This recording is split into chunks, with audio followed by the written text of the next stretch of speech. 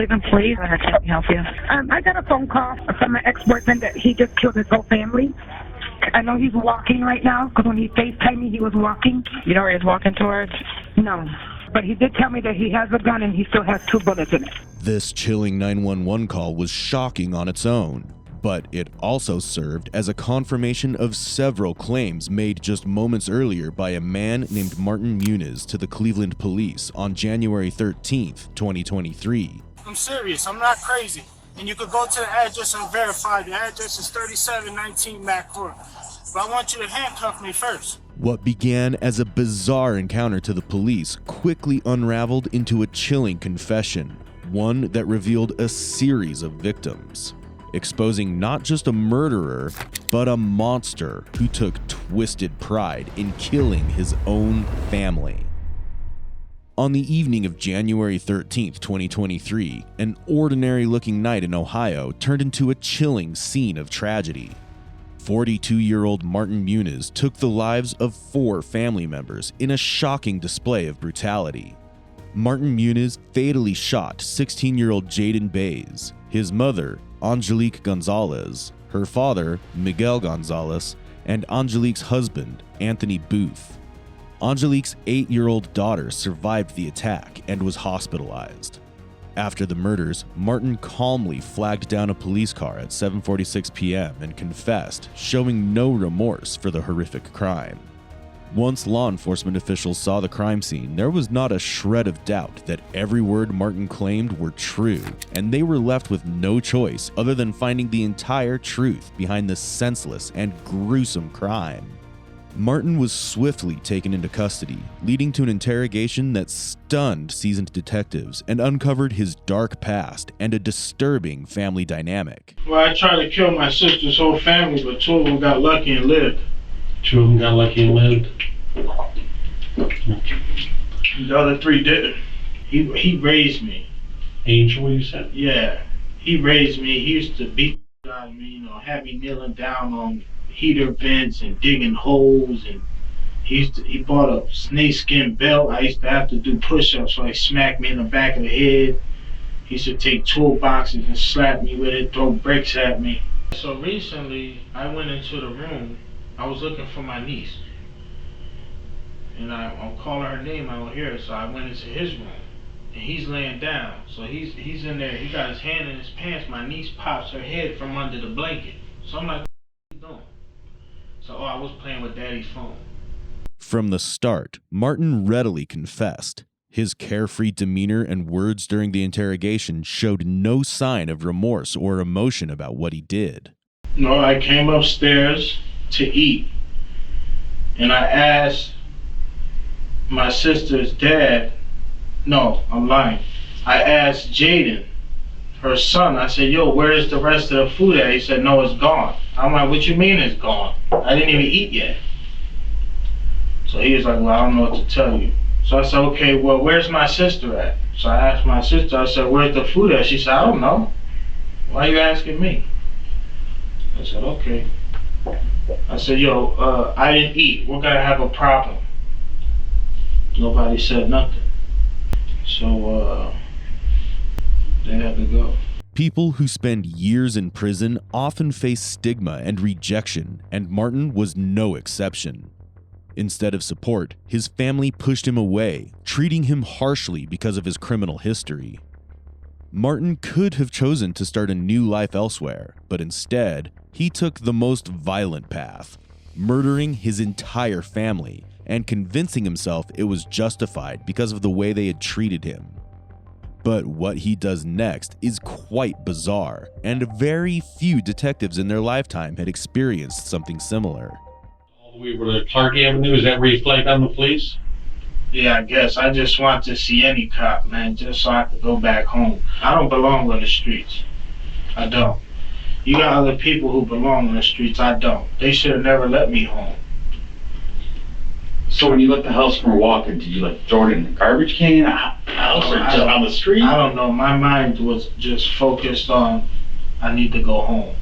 I didn't care about where the gun was at. I didn't care about if they was looking for me, nothing. I just wanted to come back home. Where's home? The box. want nothing else. So I'm guilty of it. You can write it down. I don't really care. Can you at least describe the gun? What kind of gun was it? I don't know, man. It's used to kill people, dude. I didn't look at the details of a gun. Where'd you get it?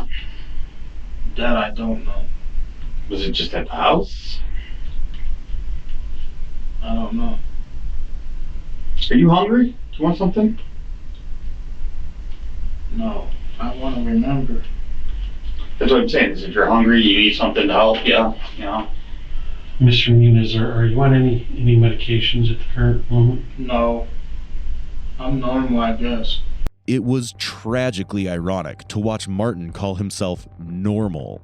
He was someone who saw himself unfit for society and considered prison his true home. It's fascinating how he's eager to skip the formalities and just return to prison. But the real mystery was why he preferred prison over a normal life. Did killing those 4 people serve as his ticket back to the place he called home? Detectives were determined to get more clarity out of him, and it was a matter of time before he started revealing the disturbing details of the crime. So, do you recall who all was in the house?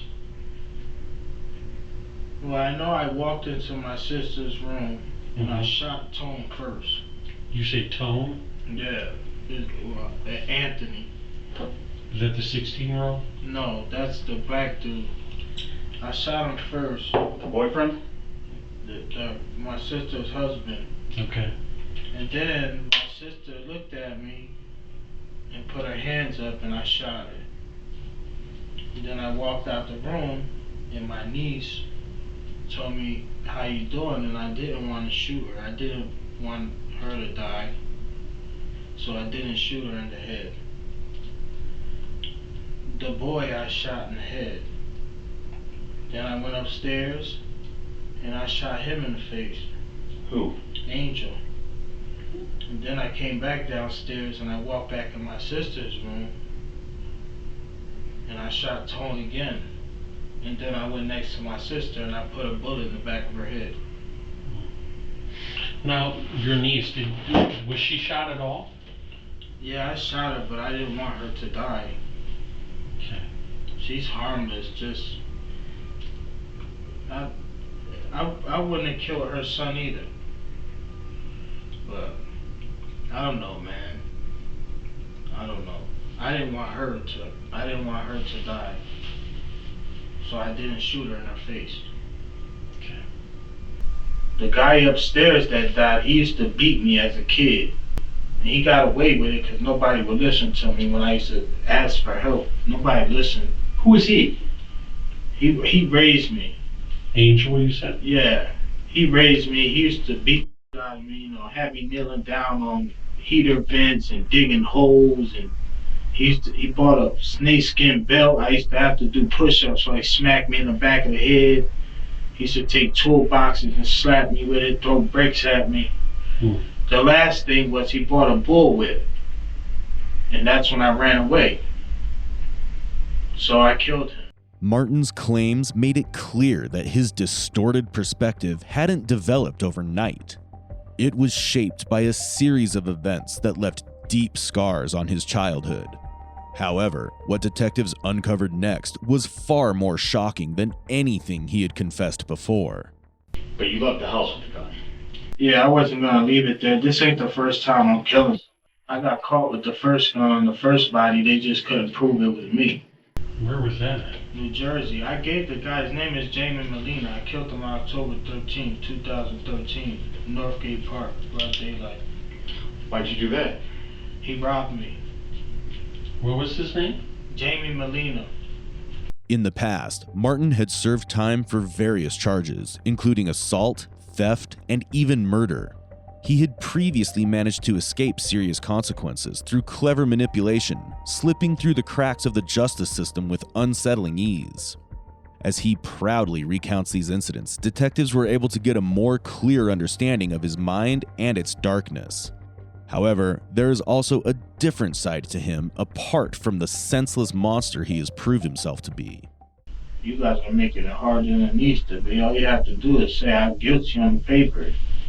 That's it. We're not trying to make it complicated. Mr. Well, they are. Muniz. You know how many people was on that street? And then you got... No, we we weren't over there, so we have no idea, to be You know honest with you. what I find amazing is, if I'm in a police car and you have people walking up there that I guess they feel some type of way that I killed them. If you're really gonna do something to me, why are you standing in front of the cops? Why not just wait till the police car starts moving and shoot at it? So you want to be seen. And this is why I can't live with. People on the streets are stupid. They don't have no sense. They want to be seen. They want to be the center of attention. I don't. Just put me back in the box and forget that pill, whatever. I don't care. Whatever, however they're going to play it. Send me back there. I don't want to be seen. I don't belong out here, man. I can't get used to this out here. They don't have no respect out here. Everything is a problem out here. If I walk too hard, it's a problem. If I don't get a job fast enough, it's a problem. You know how much I weighed when I moved to my sister's house? 320 pounds. Do I look like I'm 320 pounds, man? Because they starved me. Martin is a man who is acutely self-aware and fully conscious of his surroundings. He explains with unsettling ease why he preferred life in prison over freedom on the streets. His straightforward confession to all his crimes began unraveling the questions that had kept detectives on edge. They finally realized that it wasn't an impulsive, senseless crime Martin committed. Rather, it was premeditated, driven by deep-seated emotions and a twisted sense of purpose. As the interrogation continued, Martin unveiled even more concerning details about his family and the source of his intense disgust toward them. You want another piece? No. You good? Yeah. Hey, listen to this, right? Yeah. That dude is 50 years old. Right? My sister's 33. Mm-hmm. You're good at math. They've been together for 16 years. So she was young. And that would make him old. He chased my sister around all the way to Missouri at that age. So, okay, to me that's a... Alright, so recently I went into the room. I was looking for my niece. And I'm calling her name, I don't hear her, so I went into his room. And he's laying down. So he's in there, he got his hand in his pants. My niece pops her head from under the blanket. So I'm like, what are you doing? So, I was playing with daddy's phone. So I'm like, alright, that's weird. I asked my sister about, like, yo, you allow that? Like, him to have Ian in the bed like that while he's playing with himself? She's like, oh, you're thinking too much into it. So then the second time he was on the couch with her. The couch is small, man. So I told my niece, I said, yo, she was like, yeah, I was laying down with daddy. I said, well, I'm on the couch. I said, that ain't weird to you? Cause she was like, nah. I said, okay. And then he made a comment to me one time. It was two, like, I think they was like 15 or 16 years old, girls walking, and we're driving by, and he was like, man, look at them. I'm like, man, they jitterbugs. What the f*** are you talking about? Them little girls. He like, nah, they girls. I said, man, them little girls, man. You can't tell the difference between a little girl and a grown woman, dude. So, I mean, that might be part of the reason why I didn't want him alive. He already made my sister a victim of the stupidity because you convinced her. She started calling herself stupid. And I used to be like, why you keep calling yourself stupid? Because he told you that? He molded you to say you're dumb? And then my sister wanted to tell me something the other day, and he walked in and she shut up. Because she said, you know, I don't want... My nephew had a situation with a female. He snuck out and went to her house. Came back at 4 in the morning. So, and then my sister called the girl's mom, and the girl's mom said her daughter told him no. So I told my nephew, I said, dude, that's... And she said that, and it's true. So then my sister was sitting in the living room with me, and she was like, yeah, man, you know, I'm gonna have to send him to his dad. And then she went to say something else. He walked in and she shut up. So I was like, yo, finish what you were saying. Like, you was great, say something. And she was like, nah. So I said, yo, did something happen? Like, did something happen between Jaden and Yana, or your husband and Jaden or something? Because when Jaden was 10 years old, Tony used to take showers with him when he was 10. And I told her that when we was in Chicago. I said, yo, I don't like that. That's a little weird to me. That's not his dad, so there's no reason why he should be in a tub with a grown man naked. Oh, don't worry about it. He's showing him how to take. Man, he's 10 years old. So that's the reason I think he's a. And I think he's been preying on kids ever since my sister. You're 50, my sister's 33. They've been together for 16 years. If nobody could do math, put it on paper. It don't add up. Detectives were unsure if Martin was being entirely truthful. His allegations were severe, with no one left to confirm or deny them. While he seemed eager to go back to prison by justifying his actions with a series of narratives, the detectives knew they didn't need much anymore to charge him for the monstrosity he's shown. The investigation finally reached its climax with Martin Muniz's arrest following his chilling confession. Criminals desensitized to their actions often show no guilt, with their repeated offenses eroding any sense of morality. Detectives suspected Martin had been immersed in criminal activities for years, which dulled his conscience and stripped away accountability. For Martin, prison was not a punishment, but a refuge.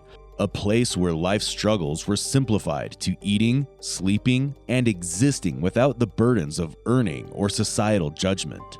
Killing 4 members of his sister's family was his ticket back to the only place that felt like home. A world where he faced no discrimination and where, disturbingly, life felt normal to him. Martin was charged with 4 counts of aggravated murder and 1 account of attempted aggravated murder. During court hearings, prosecutor Michael C. O'Malley referred to him as a vicious mass murderer. Martin pleaded guilty on August 22, 2024, and received 4 consecutive life terms without parole. After some days, the youngest survivor was recovering from her trauma and injury. Family and friends also came to pay their respects to the victims, and they also shared their feelings towards this horrific crime. Gloria Hernandez, Angelique's best friend, expressed her feelings about losing Angelique. She's loving, caring.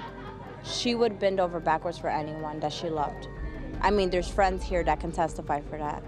Martin Muniz's case is a grim reminder of the darkness that grows when alienation and moral decay go unchecked. For him, prison wasn't a punishment, but a twisted refuge from a world he no longer fit into.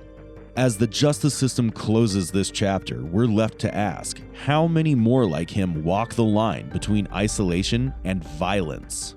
Sometimes, the most chilling part of a crime isn't the act itself, but the motives that make it seem justified to the one committing it. What are your thoughts on this? We'd love to hear your opinions and perspectives, so let us know in the comments. For more gripping content like this, remember to like, share, and subscribe to our channel, Real Crime Psychology.